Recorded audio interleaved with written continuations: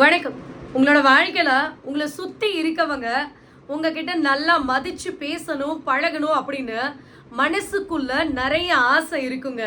ஆனா நம்மளையே அறியாம சின்னதா ஏதாவது ஒரு முட்டாள்தனமான காரியத்தை செஞ்சிருவோம். கடைசியில பார்த்தா மதிக்கணும்னு நினைக்கிறவங்க கூட நம்மளை மதிக்காம போயிடுவாங்க. ஸோ அந்த நேரத்துல நம்ம அப்படியே மன உளைச்சல்ல உட்கார்ந்துருப்போம். ஒண்ணுமே இல்லாதவங்க கூட மதிப்போட மரியாதையோட வாழ்றாங்க. ஆனா நம்மளால பெருசா அடுத்தவங்க மதிக்கிற மாதிரி வாழவே முடியலையே, என்ன பண்றதுனே தெரியலையே அப்படின்னு மனசுக்குள்ள ஒரே ஃபீலிங்கா இருக்கு அப்படின்னா கவலையே படாதீங்க. இந்த வீடியோ பதிவு கண்டிப்பா உங்களுக்காக தாங்க. இந்த வீடியோவை முழுசா நீங்க கேட்டு முடிச்சிட்டீங்கன்னு வச்சுக்கோங்களேன். ஸோ உங்களுக்கான மதிப்பையும் மரியாதையும் யாருக்கிட்டையும் நீங்க தேடி போய் வாங்கணும்னு அவசியமே கிடையாதுங்க. எல்லாரும் உங்ககிட்ட தேடி வந்து மதிப்பையும் மரியாதையும் கொடுத்துட்டு போவாங்க. இது 100% உண்மை. நான் சொல்ற இந்த விஷயத்தை மட்டும் நீங்க ஃபாலோ பண்ணி பாருங்களேன். இங்க நமக்கு இருக்கிற ஒரு பெரிய பிரச்சனை என்னன்னு கேட்டீங்கன்னா, நம்மளையே அறியாம நாம பண்ற முட்டாள்தனமான சின்ன சின்ன விஷயங்கள் தாங்க நம்மளை இந்த சமுதாயத்து முன்னால ஒரு மாதிரி சீப்பாக நினைக்க வைக்கிறதுக்கு ஒரு காரணமாக இருக்குது. ஸோ நல்லா புரிஞ்சுக்கோங்க. நாம் பண்ணுற ஒவ்வொரு சின்ன சின்ன விஷயங்கள் கூட அடுத்தவங்க முன்னால் நம்மளுடைய மரியாதையை இழக்க வச்சிரும் அப்படிங்கிறத புரிஞ்சுக்கிட்டு நடத்துக்கோங்க.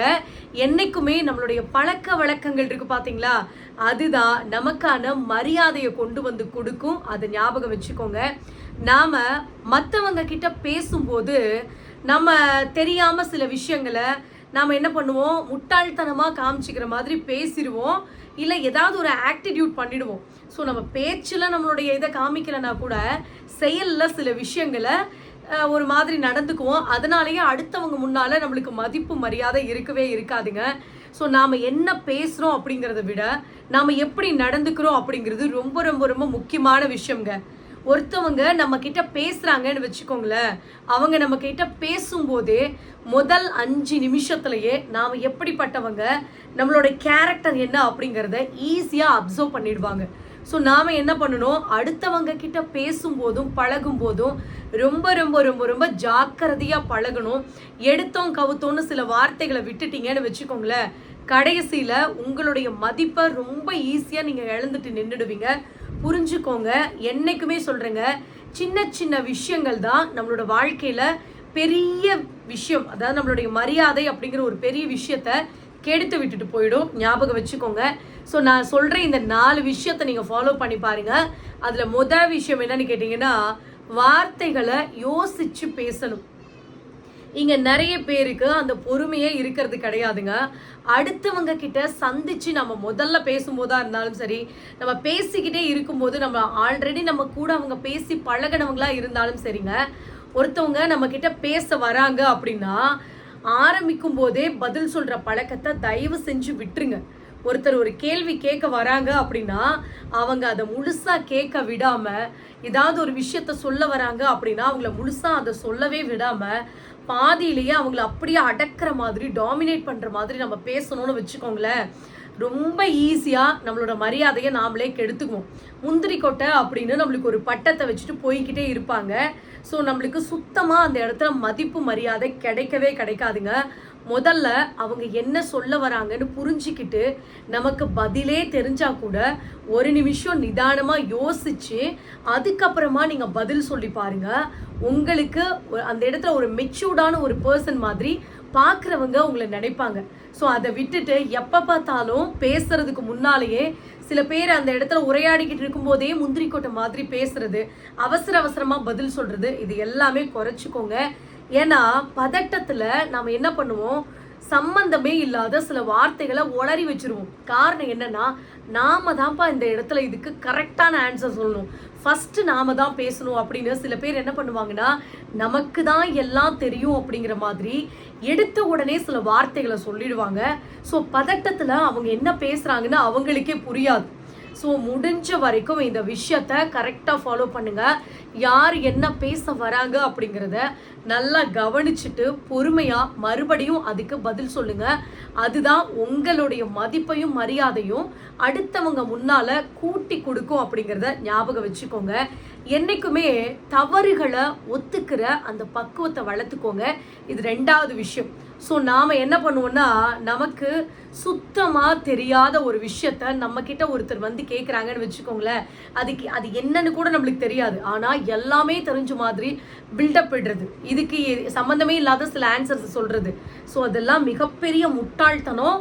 ஸோ அந்த மாதிரி சொன்னோம் அப்படின்னா இது ரொம்ப மோசமான ஒரு மனநிலை அப்படின்னு உளவியல் ரீதியாக சொல்கிறாங்க. ஸோ நிறைய பேர் அப்படித்தான் இருக்காங்க. நிறைய பேர் அப்படின்னு நான் எல்லாரையும் சொல்ல வரலைங்க. இங்கே இருக்கிற சில பேர் என்ன பண்ணுறாங்கன்னா, தனக்கு ஒன்றுமே தெரியலனா கூட எல்லாமே தெரிஞ்ச மாதிரி அந்த இடத்துல காமிச்சிக்கணும்னு நினைக்கிறது முட்டாள்தனம் தான். ஸோ இந்த உலகத்தில் எல்லாமே தெரிஞ்ச மனுஷங்க அப்படின்னு யாருமே கிடையாதுங்க. எல்லாருக்குமே ஏதாவது ஒரு விஷயம் தெரியாம தான் இருக்கும். ஸோ அதை கற்றுக்கணும்னு நினைக்கிறது தான் நல்ல விஷயமே தவிர, அதை விட்டுட்டு நம்ம தேவையில்லாமல் அடுத்தவங்க கிட்ட சில விஷயங்களை தெரிஞ்ச மாதிரி காமிச்சிக்கிறது முட்டாள்தனத்துலேயும் முட்டாள்தனம். அதை புரிஞ்சுக்கோங்க. நம்மளோட மதிப்பை ரொம்ப சீப்பாக எடை போட்டுருவாங்க. அதை புரிஞ்சுக்கோங்க. அதே மாதிரி நமக்கு தான்ப்பா எல்லாம் தெரியும் அப்படிங்கிற அந்த மைண்ட் செட்டில் இருக்கிறப்போ யார் எது சொன்னாலும் அதை ஏற்றுக்கிற மனப்பக்குவமே வராது. ஸோ இங்கே எல்லாமே தெரிஞ்சுதான் இருக்கணும் அப்படின்னு அவசியம் கிடையாது. எல்லாமே தெரிஞ்சிருந்தா தான் பெரிய ஆள் அப்படின்லாம் கிடையாதுங்க. ஸோ தெரியாத விஷயத்த யார் ஒருத்தர் தெரிஞ்சுக்கணும்னு நினைக்கிறாங்களோ, மறுபடியும் நம்மளை நாம் அப்டேட் பண்ணிக்கணும்னு நினைக்கிறாங்களோ, அதுதான் புத்திசாலித்தனம். அந்த இடத்துல தான் மதிப்பும் மரியாதையும் இருக்குமே தவிர, அதை விட்டுட்டு நான் முடிச்ச முயலுக்கு தான் 3 காலு தான் அப்படின்னு பேசுவாங்க பார்த்தீங்களா, அந்த மனுஷங்க கிட்ட தயவு செஞ்சு பேசாதீங்க. அட் த சேம் டைம் அந்த மாதிரியான கேரக்டர் உங்ககிட்ட இருக்குது அப்படின்னா தயவு செஞ்சு அந்த கேரக்டரை சேஞ்ச் பண்ணிக்கோங்க. அது சுத்தமாக உங்கள் மேலே இருக்கிற மரியாதையை அப்படியே சுத்தமாக டவுன் பண்ணிடும். மதிப்பு மரியாதையே இருக்காது. அந்த இடத்துல நம்மளை ரொம்ப சீப்பாக எடை போட்டுருவாங்க. ஞாபகம் வச்சுக்கோங்க. என்றைக்குமே 3வது விஷயம் என்னன்னு கேட்டிங்கன்னா, மற்றவங்க பேசுகிறத கவனிக்கணுங்க. நம்ம வந்து பண்ணுற ஒரு பெரிய தப்பு என்னன்னு கேட்டிங்கன்னா, அடுத்தவங்க பேசுகிறத கவனிக்கிறதே கிடையாது நிறைய பேர். ஸோ அவன் என்ன சொல்கிறது, நான் என்ன கேட்குறது, அவன் என்ன அவ்வளோ பெரிய ஆளா, எனக்கு தெரியாது என்ன அவனுக்கு தெரிஞ்சிட போகுது அப்படின்னு அந்த வீம்பில் நல்ல விஷயங்களையே சில பேர் சொல்ல வந்தாலும் கோவத்தில் அந்த அந்த அகந்தையில் அவங்க சொல்கிறத கேட்கறதுக்கு மனசே வராது. இவன்லாம் சொல்லி நான் கேட்கணுமா அப்படிங்கிற ஒரு மைண்ட் செட்டில் இருக்கும்போது நம்மளால் லைஃப்பில் அடுத்த கட்டத்துக்கு போகவே முடியாதுங்க. அவங்க யாராக வேணாலும் இருக்கட்டும், அவங்க எப்படி வேணாலும் இருக்கட்டும், தயவு செஞ்சு புரிஞ்சுக்கோங்க. ஒருத்தவங்க ஒரு விஷயத்த சொல்கிறாங்க அப்படின்னா அது கவனிக்கிறதுக்கு பழகிக்கோங்க. ஸோ அந்த பழக்கம் தான் நம்மளோட லைஃப்பில் நாம் அவங்க சொல்கிறத கேட்டுட்டு அதை உள்வாங்கிட்டு அதுக்கப்புறமா ரிப்பீட் பண்ணுற ஒரு பாலிசியையும் பழக்கிக்கோங்க. ஸோ அதுதான் நம்மளை இன்னைக்கு இருக்கிற ஸ்டேஜ்லேருந்து அடுத்த ஸ்டேஜுக்கு நம்மளை உயர்த்துமே தவிர, எப்போ பார்த்தாலும் வீம்புக்குன்னு பேசுறது, வீம்புக்குன்னு இருக்கிறது, அவன் என்ன சொல்கிறது நான் என்ன கேட்குறது அப்படின்னா அடுத்தவங்க பேசுகிறத கவனிக்காமல் நம்ம இஷ்டத்துக்கு நம்ம பேசிகிட்டு இருந்தோம்னு வச்சுக்கோங்களேன். ஸோ இந்த இடத்துலையும் நம்மளோட மரியாதையை நாமளே இழந்துட்டு நிற்க வேண்டியதான். ஸோ என்றைக்குமே நம்ம பதிலுக்கு பதில் சொல்கிறதுனால நாம் அப்படியே எல்லாமே தெரிஞ்சவங்க அப்படின்னும் ஆயிடாது. பதிலுக்கு பதில் சொல்லாததுனால நம்மளுக்கு ஒன்றுமே தெரியாது அப்படின்லாம் கிடையாதுங்க. உங்களுக்கு எல்லாமே தெரியும் அப்படிங்கிறத அந்த இடத்துல நீங்கள் எக்ஸ்போஸ் பண்ணி தான் ஆகணும் அப்படின்னும் அவசியம் கிடையாது. சில நேரத்தில் நம்ம பேசாமல் அமைதியாக செயலில் காட்டுறது நம்மளுக்கு இன்னும் கொஞ்சம் நம்மளுடைய மதிப்பையும் மரியாதையும் கூட்டி கொடுக்கும். ஸோ அதை விட்டுட்டு எப்போ பார்த்தாலும் வீம்புக்குன்னு இருந்தோம்னா நம்மளுடைய மரியாதையை நாமளே இழந்துட்டு நிற்க வேண்டியதான். ஸோ அதை புரிஞ்சுக்கோங்க. அடுத்து 4வது விஷயம் என்னன்னு கேட்டிங்கன்னா, வாதங்களை தவிர்க்கிறதுக்கு பழகணுங்க. ஸோ எல்லா விவாதத்துலையும் நாம் தான் ஜெயிக்கணும் அப்படிங்கிற ஒரு மைண்ட் செட்டு நமக்குள்ளே இருக்கவே கூடாதுங்க. ஸோ எல்லா விவாதத்துலையும் நாம் ஏன் ஜெயிக்கணும் யோசிச்சு பாருங்க. எல்லா இடத்துலையும் நம்ம ஜெயிக்கணும்னு அவசியமும் கிடையாது. எல்லா இடத்துலையும் நம்ம தோற்று போயிட்டோம் அப்படின்னா அதுக்கு வருத்தப்படணும்னு அவசியமே கிடையாது.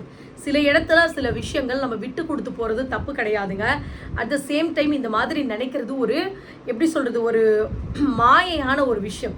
நாம தான் ஜெயிக்கணும், நாம தான் வாதாடணும், ஸோ அந்த இடத்துல நாம் பேசணும்னா யாரும் பேசவே கூடாது அப்படிங்கிற ஒரு மைண்ட் செட் இருக்குது அப்படின்னா தயவு செஞ்சு அதை சேஞ்ச் பண்ணிக்கோங்க.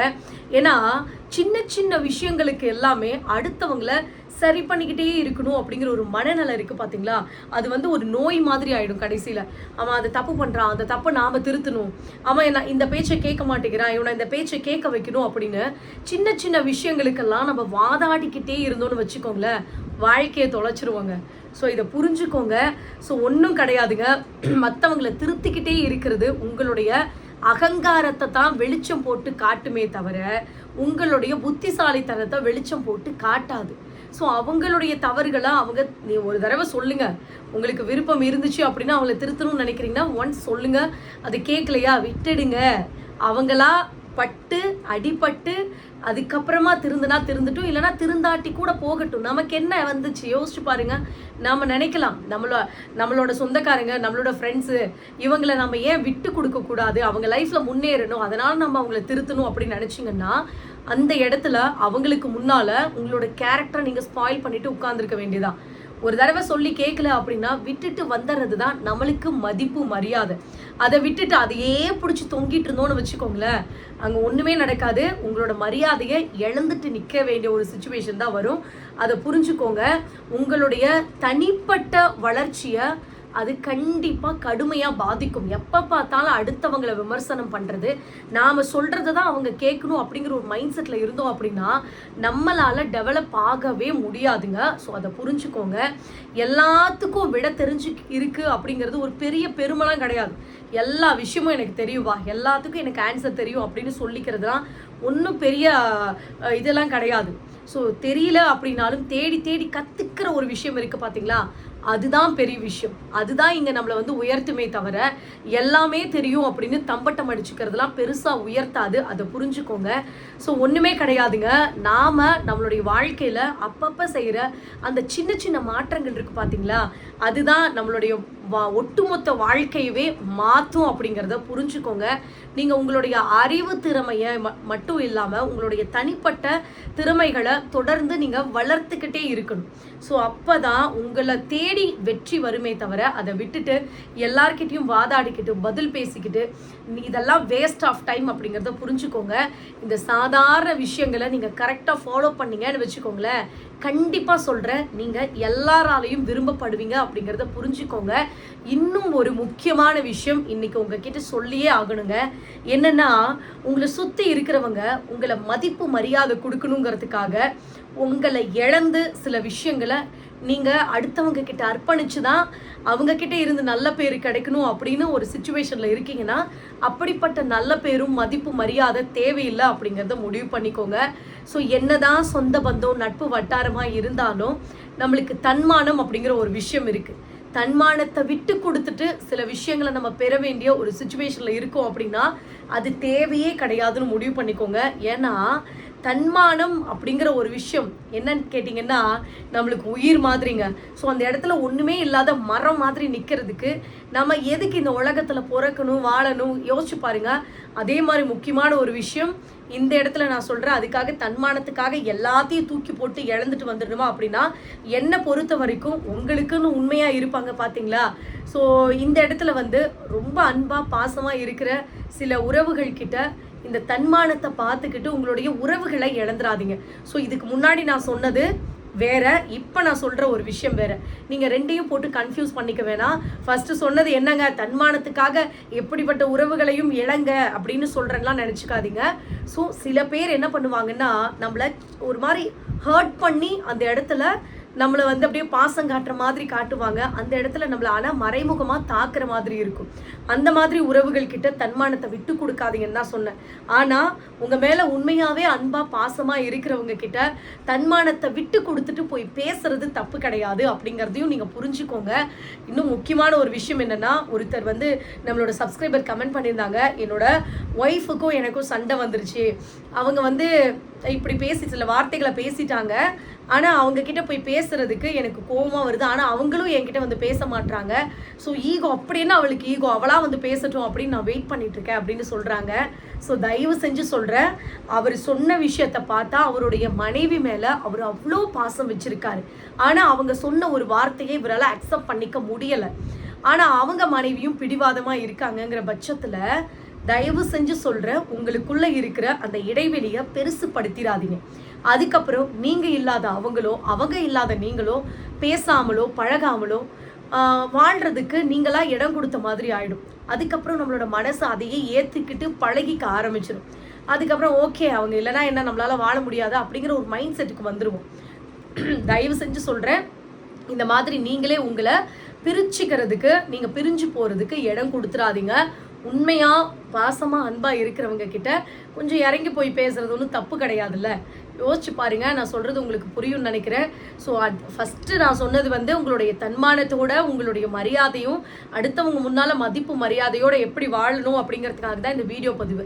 இந்த லாஸ்ட்டில் சொன்ன ஒரு விஷயத்த புரிஞ்சுக்கோங்க. எந்த அளவுக்கு நம்மளுக்கு தன்மானம் முக்கியமோ அட் த சேம் டைம் நம்மளுக்கு உறவுகளும் முக்கியம். இதில் உண்மையான உறவுகளையும் போலியான உறவுகளையும் தயவு செஞ்சு கண்டுபிடிச்சி அதுக்கப்புறமா நீங்கள் அவங்க கிட்ட பாசமோ வெறுப்போ காட்டுங்க. அதை விட்டுட்டு எப்போ பார்த்தாலும் நம்மளை கிட்ட நடிக்கிறவங்க கிட்டேயே போய் நீங்கள் அன்பை காமிச்சிட்டு கடைசியில் அவங்க அன்பை பாசத்தை காட்டவே மாட்டாங்க, புரிஞ்சிக்கவே மாட்டாங்க அப்படின்னு நினைக்கிறதெல்லாம் முட்டாள்தனம். அதை புரிஞ்சுக்கிட்டு நீங்கள் வாழ பழகிக்கிட்டீங்க அப்படின்னா எதுக்குமே வருத்தப்பட வேண்டிய அவசியமே கிடையாது. இந்த வீடியோ பதிவு கண்டிப்பாக உங்களுக்கு பயனுள்ளதாக இருக்கும் நம்புகிறேன். அப்படி இருந்துச்சுன்னா மறக்காமல் கமெண்ட் பண்ணுங்கள், லைக் பண்ணுங்கள், ஷேர் பண்ணுங்கள், சப்ஸ்கிரைப் பண்ணுங்கள். உங்களுக்கு வேறு ஏதாவது டாப்பிக்கில் வீடியோ வேணும் அப்படின்னாலும் மறக்காமல் கமெண்ட் பண்ணுங்கள். கண்டிப்பாக உங்களுக்காக நான் போஸ்ட் பண்ணுறேன்.